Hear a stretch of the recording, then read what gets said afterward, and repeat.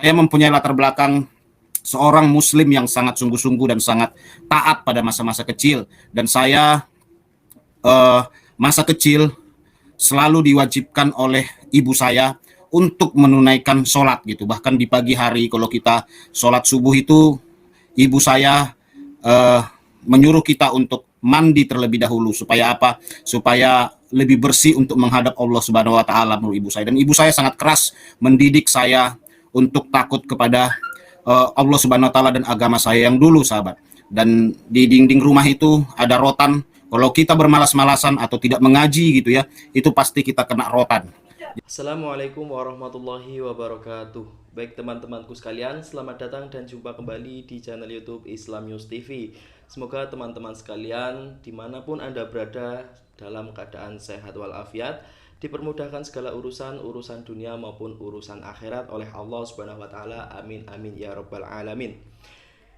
Tiada Tuhan selain Allah dan tidak ada makhluk yang sama dengan Tuhannya.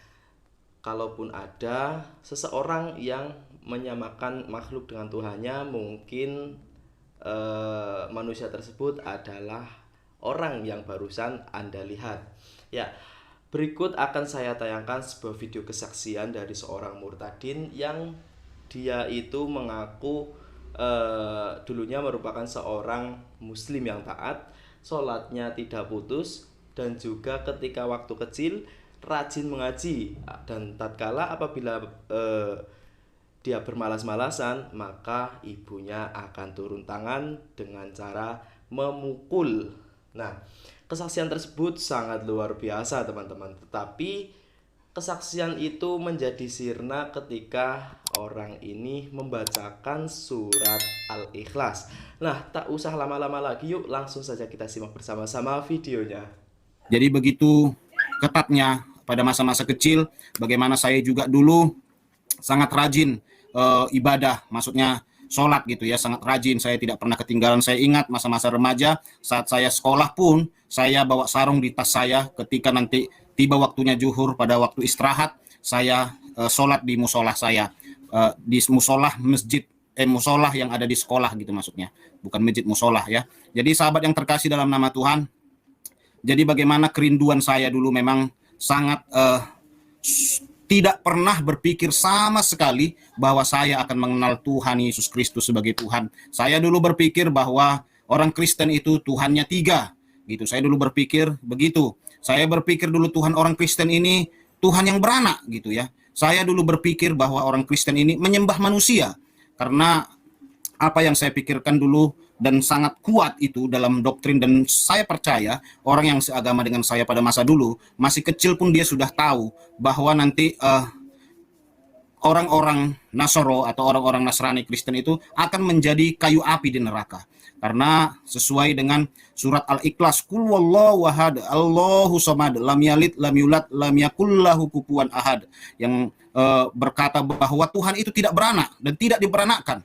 Pak, Anda mengajinya hancur, hancur, hancur, dan hancur ya. Ngawur itu. Dari mula atau dari awal mula, bismillahirrahmanirrahim. Qul huwallahu ahad, Allahus somad, lam yalid walam yulad walam yakul lahu kufuwan ahad. Ada bacaan atau ada huruf yang Anda hilangkan, secara hukum tajwid itu salah. Apalagi secara tafsir itu salah. Jadi artinya itu sudah salah, sudah pasti salah, karena bacaannya pun salah, karena ada huruf yang dihilangkan. Terus tadi Bapak ini mengatakan atau melafadzkan di ayat yang berbunyi kufuwan ahad, tetapi Bapak ini mengatakan kufuwan ahad. Itu artinya apa, Pak? Kalau memang Anda ini seorang murtadin yang tadinya merupakan seorang muslim yang taat dan rajin ngaji, tidak mungkin bacaannya seperti ini. Itu sudah pasti bohong ya. Kesaksian-kesaksian seperti ini adalah kesaksian yang amburadul ya. Jadi menurut saya Bapak ini merupakan seorang murtadin yang ketol banget dalam misi-misi provokasi, suka banget membuat sesuatu yang bersinggungan dengan Islam. Bisa saya katakan kalau dia ini seorang misionaris ya. Tapi kali ini saya nggak akan bahas tentang misinya. Yang saya akan bahas di sini adalah kebotolannya. Nah, sahabat yang terkasih dalam nama Tuhan, saya berpikir dulu bahwa Kristen itu Tuhannya beranak. Namun setelah saya percaya kepada Tuhan Yesus dan baca Alkitab, tidak satu ayat pun saya temukan di dalam Alkitab itu, maka beranaklah Tuhan. Tidak ada, saudara. Jadi ternyata Kristen juga tidak mengakui bahwa Tuhan itu beranak.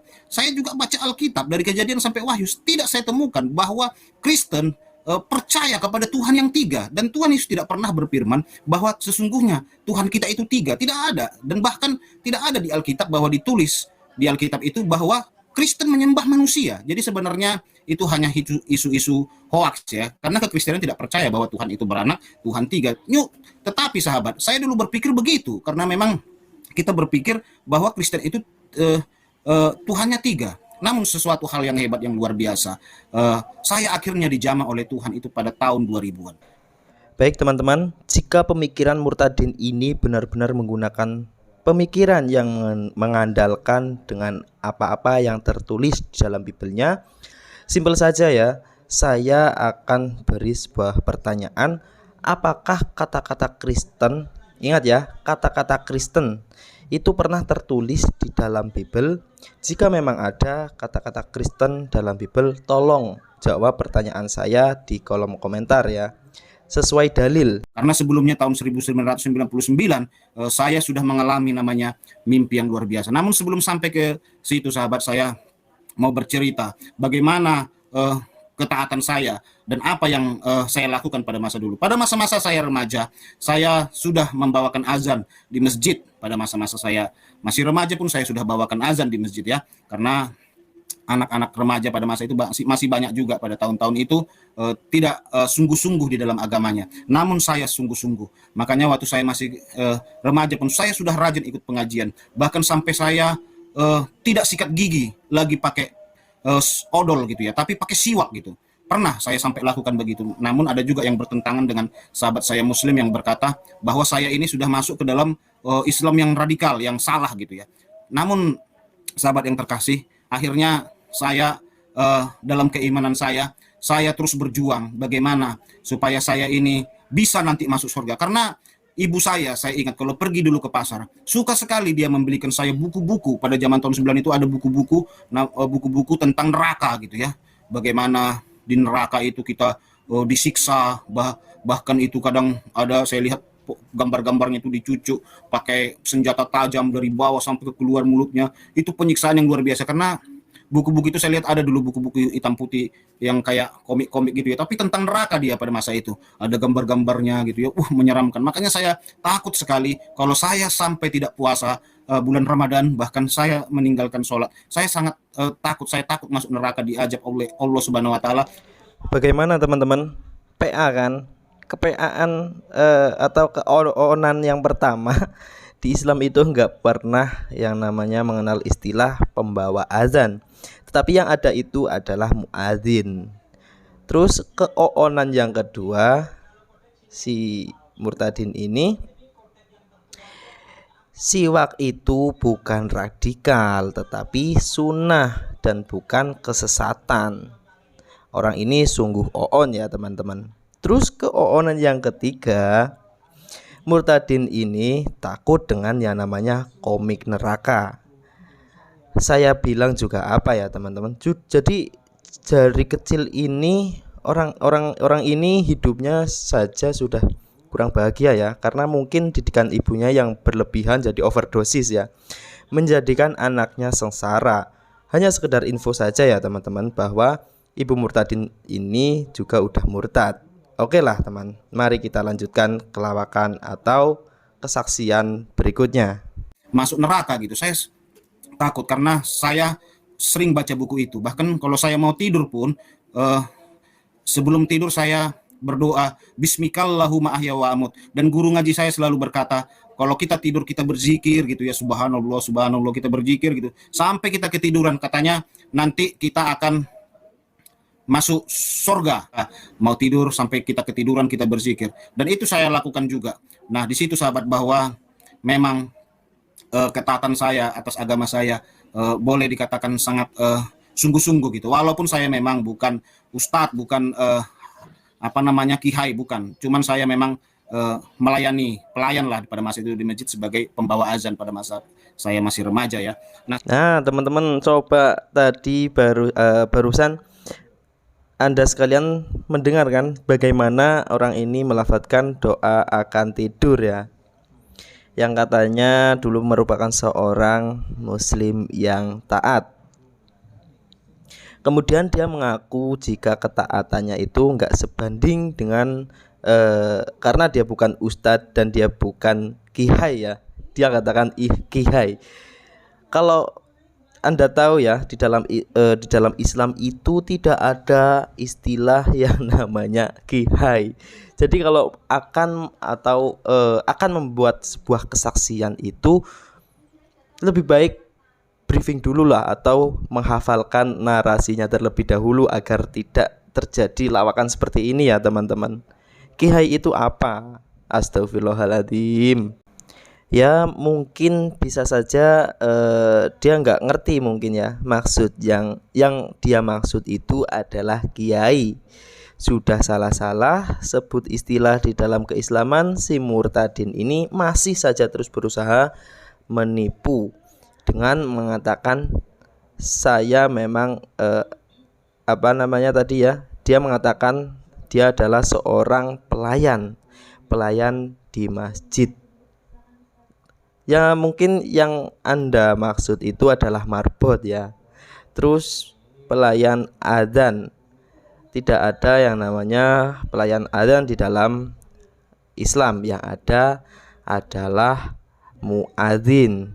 Nah, sahabat yang terkasih dalam nama Tuhan Yesus, tahun 1999, bulan 9, tanggal 9, saya bermimpi. Karena pada masa itu heboh isu-isu mau kiamat gitu ya. Heboh karena orang bilang tanggal 999 itu tanda-tanda mau kiamat. Namun di situ saya bermimpi. Mimpi saya waktu itu banyak datang ular kepada saya. Ular datang kepada saya gitu, mau menyerang saya, mau membinasakan saya. Saya nggak tahu lagi mau kemana karena memang ular itu datang kepada saya. Saya pun naik ke atas pohon. Di atas pohon itu pun banyak sekali ular gitu ya. Di dalam mimpi ini saya pun bingung, nggak tahu lagi bagaimana. Wah, mati saya ini. Saya sudah berkata, ya Allah tolong saya ya Allah, Allahu Akbar gitu ya. Saya berpikir saya minta pertolongan kepada Allah supaya Allah tuh menolong saya. Namun pertolongan itu tidak ada. Di dalam mimpi saya itu pun saya membaca surat Al-Fatihah. Alhamdulillahirabbil alamin arrahmanirrahim maliki yaumiddin. Iyyaka na'budu wa iyyaka nasta'in ihdinas siratal mustaqim siratal ladzina an'amta 'alaihim ghairil maghdubi 'alaihim waladdallin. Namun saya heran Saudara, memang pada masa itu saya bermimpi itu membaca surah Al-Fatihah gitu ya. Namun saya heran, itu ularnya tidak pergi juga gitu. Saya pun kok nggak pergi nih. Akhirnya karena saya sudah menjadi takut di dalam mimpi itu, akhirnya saya berkata, Tuhan siapapun tolong saya gitu. Lalu tiba-tiba ada tangan dari langit terulur kepada saya, mukanya bercahaya lalu mengangkat saya. Mimpi itu terjadi lagi besok dengan mimpi sama. Saya dikejar ular lagi gitu ya. Saya naik ke atas pohon, lalu saya bilang, Tuhan siapapun tolong saya. Lalu ada tangan yang datang menolong saya dengan muka yang bercahaya. Hari ketiga mimpi dengan mimpi yang sama. Saya pun heran, mimpi itu persis sama dengan apa yang saya mimpikan hari pertama, hari kedua, sampai ke hari ketiga dengan jalan mimpi yang sama. Memang saya berpikir, kenapa dalam mimpi itu saya harus baca surat Al-Fatihah? Kenapa nggak ayat kursi ya, saya pikir itu. Cuman itulah namanya mimpi ya. Saya bermimpi pada masa itu bahwa saya sudah menjadi takut karena ular ini gitu. Lalu setelah itu saya pikir, apa itu ya mimpi itu? Kok mimpi sampai 3 hari berturut-turut dengan jalan yang sama? Nah teman-teman, saya nggak peduli ya dengan tangan yang terulur serta wajah yang bercahaya, tetapi yang saya fokuskan adalah otak dan mulut murtadin ini. Kebohongan demi kebohongan telah dipertontonkan ke publik. Pakai bilang kenapa saya baca Al-Fatihah dan enggak baca ayat kursi saat dimimpi. Karena memang Anda itu enggak bisa baca ayat kursi, lawang bacaan Al-Fatihah saja amburadul. Itu alasannya, apalagi kalau membaca ayat kursi. Baik teman-temanku sekalian, demikianlah apa video yang telah saya tayangkan. Semoga video tersebut bisa menjadi penguat iman Islam kita kepada Allah Subhanahu wa taala dan sebagai hiburan ya teman-teman, tidak usah diambil hati. Apabila ada tutur kata yang salah, saya mohon maaf. Wabillahi taufiq wal hidayah. Wassalamualaikum warahmatullahi wabarakatuh.